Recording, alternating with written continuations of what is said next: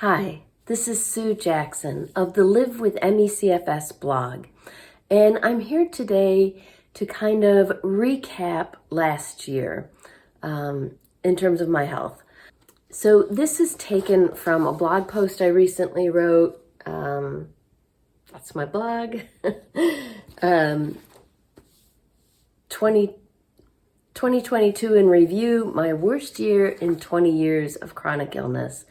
Unfortunately, that's not an exaggeration. That is true. So I will include the link below to the blog post with all the details, and you can read that if you like. But I thought I'd like to do just a short summary here today, in case it's easier for you to watch video than to read. I will try to keep it short and not get too down into the weeds. So first off, how do I know this was last year was my worst year in 20 years of chronic illness?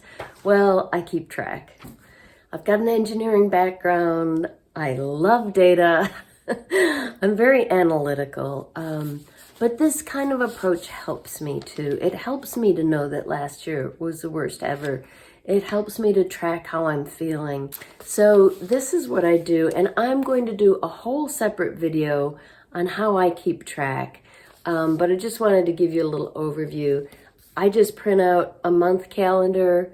In the upper right corner of each day, I put a number that represents, I rate exertion on a 1 to 5 scale, and I rate stress on a 1 to 5 scale. Long ago, I learned that stress has just as much effect as physical exertion. So between the two of those, there's a rating out of 10. And I keep a journal where I just write a little bit each day and put those numbers. So I transfer those to the calendar with the score out of 10 of how heavy the exertion stress count was for that day. And then in the lower left, I write how I felt. And I use a 1 to 5 scale for that too. I probably set this up backwards, but I did it 20 years ago, so I'm not going to change it now.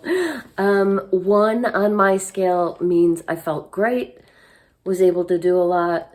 5 means pretty much couch-bound or bedridden, can't do anything. So that's the scale I use. So I do keep track of how I'm feeling. At the end of each month, I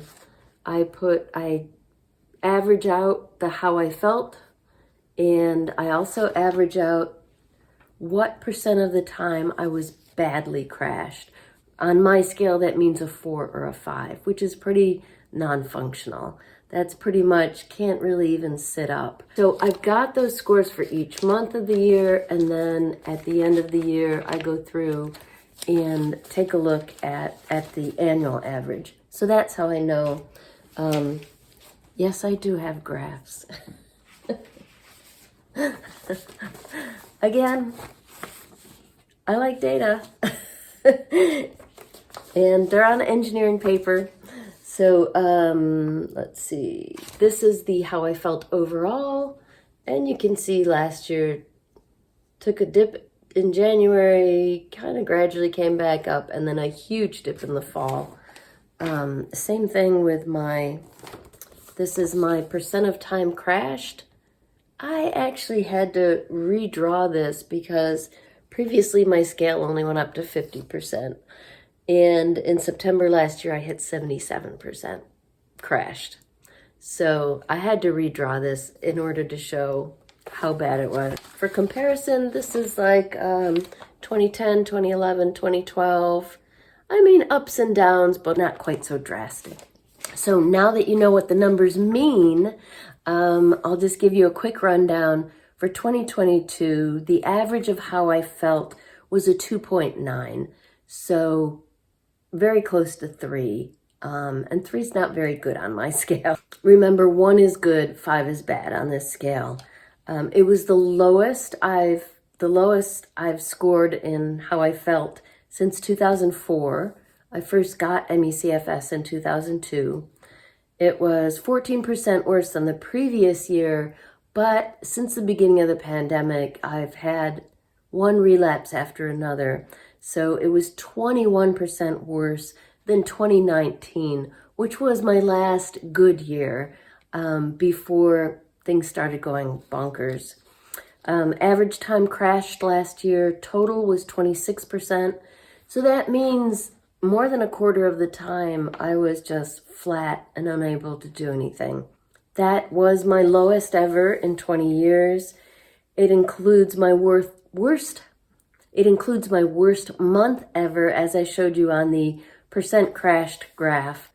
In September, I was crashed 77% of the time, meaning pretty much non-functional. Again, 13% worse than the previous year, but 21% worse than 2019, which is kind of my last good year. Interestingly, my exertion level did not go down very much, which tells me I was doing too much, even as bad as I felt. My average exertion was 3.5 on a scale of 1 to 5, which is only 6% worse than the previous year and 7% worse than 2019. So clearly I was feeling awful and still pushing myself to do too much last year, which is an important lesson. So a quick timeline. Well, the first thing that knocked me on my butt in 2022 was that on January 2nd, my father-in-law got COVID. So he was 96 at the time. We had just moved him into a nursing home because he had fallen and broken a hip. And within days of getting into the nursing home, they had a huge COVID outbreak.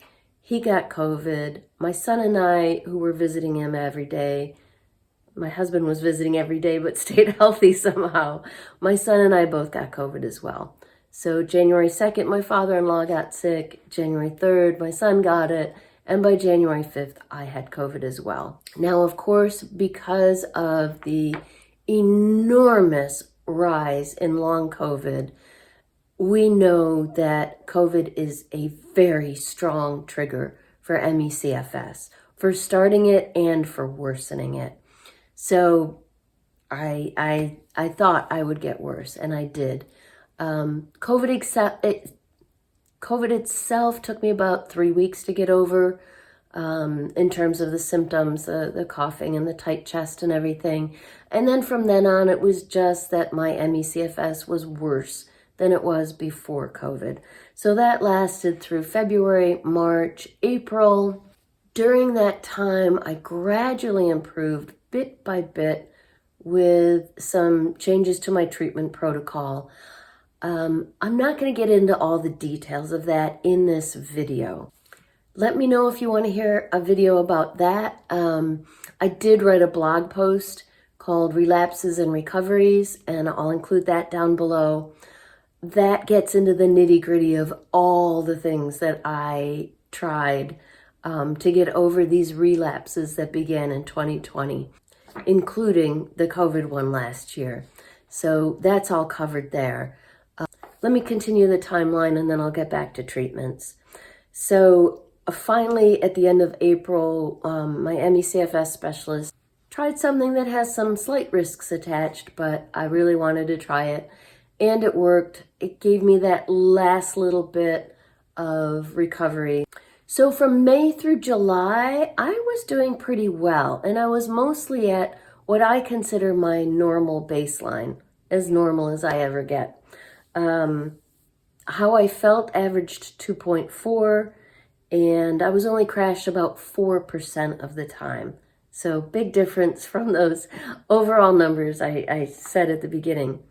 In August, things took a sharp turn for the worse. My OBGYN retired at the end of the year. And when I saw her in August, she said, "Okay, I'm leaving soon.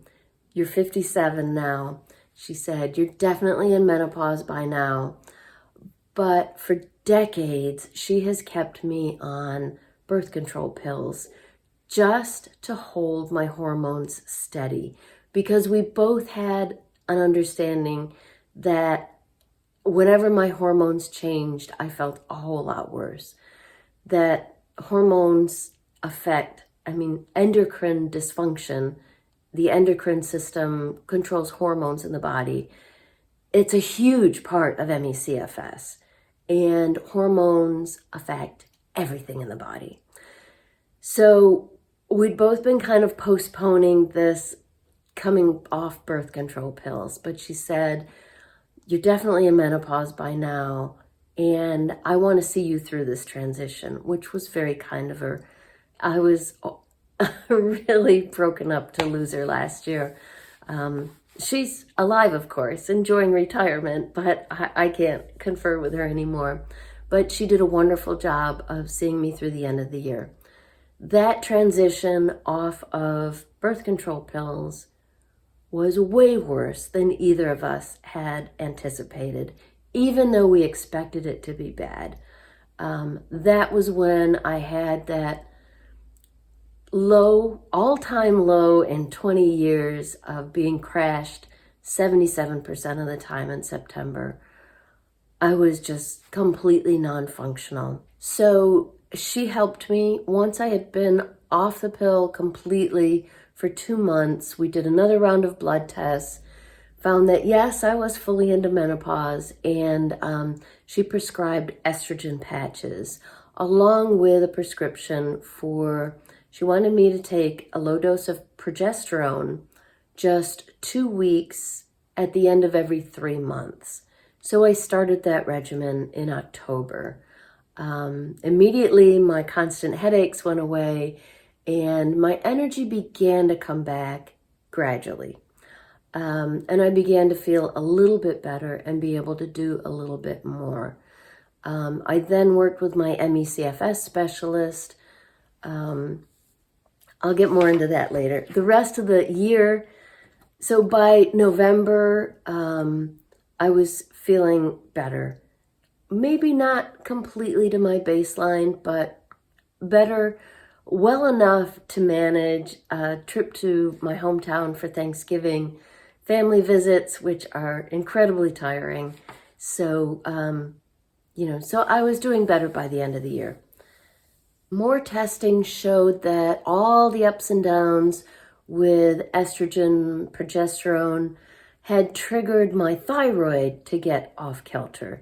And again, all of the hormones are connected and they all affect each other, and the immune system, the nervous system, it all works together. So when one thing goes off, everything goes off. So I am still now, at the beginning of February, working with my doctors to try to stabilize my thyroid hormones and get to a point where they are stable and normal. At this point, they're still pretty low. Into 2023, the last part of my timeline, in January, our brother-in-law died. I had no plans to fly anytime soon, haven't since 2019, but we really needed to be in Texas for the funeral, which is a very long ways from here.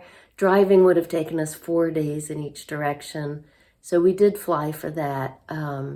Before I left, I worked with my doctor. She added another thyroid medication to the one I was already taking, and I did begin to feel a little bit better.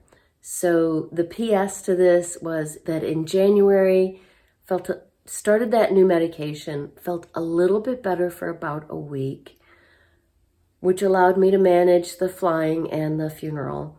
And then I got home, recovered from that huge trip in only a day, which was amazing, and then felt really good for about 10 days. I mean, I was able to start taking walks again. I was able to start very slow and very light, lifting weights again. I was feeling really good. Unfortunately, that only lasted 10 days. So in the last week and a half, I've been sleeping a whole lot more than I normally do. My energy's been low. So I've been functional. On my scale of 1 to 5, I've been mostly at about a 3. Functional, but with symptoms. it's been impossible for me to get out of bed before 9 for the last couple of weeks. Normally I get up before 8, so, I'm sleeping like 10 or 11 hours a night and still feeling exhausted in the morning. Once I get up and get going, I feel pretty good for an hour or two, and then, I'm run down again. So still working with my doctors on that, but that is the story of 2022. So just a couple more notes on what helped me. Definitely check out the post if you have gotten worse after COVID, or if you have long COVID, which in many cases turns into ME/CFS, then definitely check out that link below to my post on relapses and recoveries, because that covers what helped me recover from COVID and get back to my baseline in 2022. The number one thing to be aware of, and it wasn't available to me last year.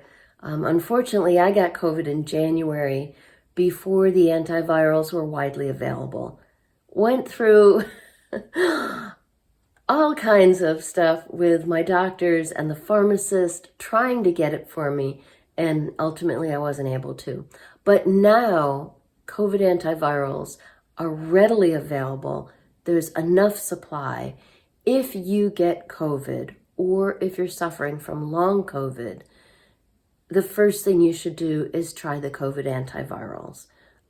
Paxlovid is probably the number one that most doctors recommend. There is a second one.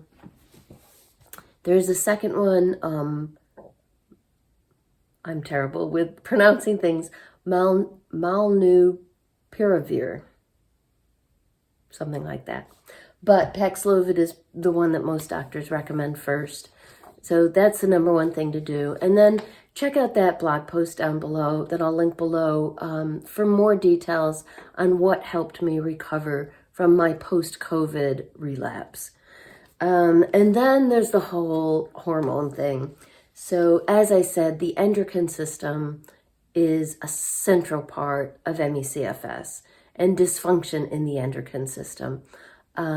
Even without all the hormonal changes I made last year, if you have ME/CFS, you absolutely should have thorough thyroid testing, because it is so common for it to go off kilter for people who have ME/CFS. In my case, it was okay for the first,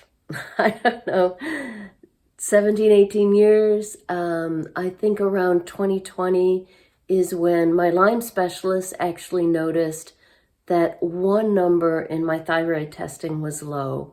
So she began treating that. And that helped for a couple of years. That's in my relapses and recoveries post as well. But again, last year when I changed some hormones, estrogen, progesterone, they knocked everything else off too. So I had a lot of thyroid testing last year. And here's one thing that some doctors miss, and that's that you need a full thyroid panel, and then perhaps some extra tests in addition to that. So I'm going to put the list up here. You need TSH, T4, which is called thyroxine, T3 uptake, free thyroxine index, which is free T4, triiodothyronine, which is T3, T4 direct, reverse T3, which is a serum test, and T3 free. So I'm going to put those up here since it's a long list and it's confusing. And even my primary care doctor, I'm lucky, she's quite knowledgeable about ME/CFS. She knew that there was a good possibility my thyroid would end up dysfunctional. So she's been testing it for the last 20 years. She didn't run all of these tests. And in my latest conversation with her at the beginning of January, she admitted that, she needs to better learn which test to order. So the first 5 of those that I listed, at least in LabCorp, they are all covered under something called Thyroid Profile 2. I don't know what Thyroid Profile 1 is, but I noticed in my own lab work, those 5 were all covered under that thyroid profile. So that's a good starting point. But then you do need to add in the extras. So most labs do run some sort of thyroid profile, possibly several options. Your doctor can find out what those include and then add in whatever else you need. That was really critical. As I said, I'm still working on this. My primary care doctor did add in a second medication in January. I'm waiting. I'm trying to be patient and giving it a chance to work. But I did feel really good for those 10 days. So I'm feeling hopeful and optimistic that we can work this out. Once she feels that I've been on this second medication long enough for it to kind of stabilize things, then I'm going to go for another set of labs. So that should be coming up soon for me. The other piece of the treatment puzzle is always with ME/CFS, immune dysfunction. That is at the center of our disease. It's what throws everything else off. That's why this disease usually begins with some sort of infectious trigger. And as I said, COVID is a big one.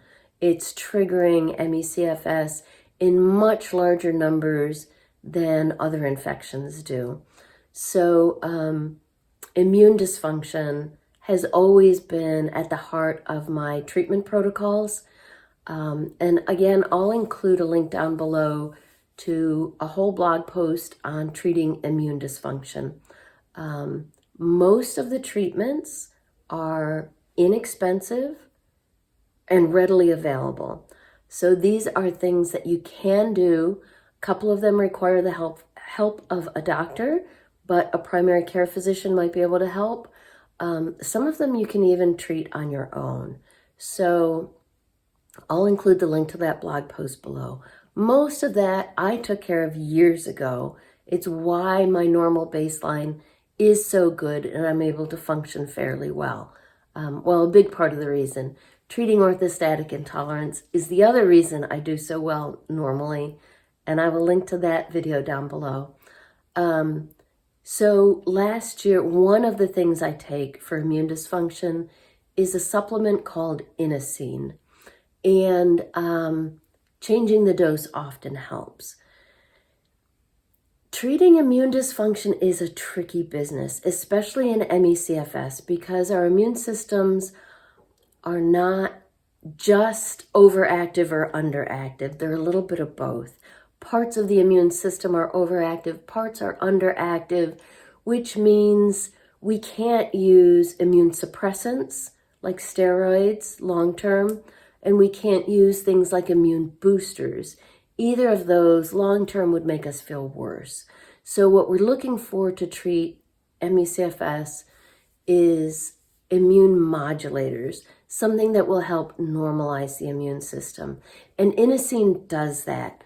But like most immune modulators, you have to constantly change the dosing. Otherwise, your immune system gets used to it and it no longer works. So as crazy as this sounds, with that first relapse last year that was triggered by COVID, one of the things that helped me get better and get back to my normal baseline was increasing my dose of inosine. I wasn't yet at the highest dose. Kind of increased the dose by mistake because I took too many pills one day and found that it helped. So in the beginning part of the year, increasing my dose of inosine helped. In this relapse, the second part of the year that was triggered by the hormonal shifts, what ended up helping was stopping inosine. So this is what I mean about it being, something that you have to constantly change. It has helped me for probably like 12, 15 years, and increasing the dose helped at the beginning of the year. But at the end of the year, when I once again got constant flu-like aches, which are an immune system, a sign that your immune system is overreacting. Stopping inosine is what helped. So again, I'm going to include the link to the immune system treatments down below that explains all about not only inosine, but other inexpensive, readily available treatments that can help with immune system dysfunction. And the final thing that helped me with both relapses at the beginning of the year and at the end of the year was a short round of steroids. Now, steroids suppress the whole immune system. They are what people with autoimmune diseases use to suppress their immune system and keep the immune system from attacking their body. But again, for people with ME/CFS, parts of our immune system are already underactive. And so taking steroids and suppressing the immune system long-term will make you worse. You might feel better at first, but however, last year, because I had those constant flu-like aches twice, in that first relapse and in the second one, that told my ME/CFS specialist and I that my immune system was in this constant overactive state. Sore throats and swollen glands or feeling feverish tell you the same thing. Now, my ME/CFS specialist is brilliant about this stuff. She ran all kinds of lab tests for me last year, looking at a wide variety of immune markers. Nothing really seemed off. There wasn't anything else she could treat. So she did first check for other things. And I already take some of the things she would normally prescribe to patients. So she did agree to, at the end of that first relapse and at the end of the year during that second relapse, once I had fixed everything else, the thyroid, the other hormones, the immune dysfunction as much as I could with adjusting inosine. Once I had done everything I could, she agreed to just 1 week, not even a week, 5 days of prednisone. So with steroids, you always start with a high dose and then each day you come down a little bit. You can't stop steroids suddenly. In my case, when I do take prednisone, I have this horrible side effect. It makes my heart rate go even higher. I do have OI, I do have POTS. My heart rate without medication would be extremely high. I take low-dose beta blockers to keep it in relatively normal and stable. However, while I take prednisone, my heart rate just goes through the roof, even with the beta blockers. So she also prescribed an extra dose of beta blocker for me just for those 5 days. So with those caveats, you don't want to stay on steroids long term.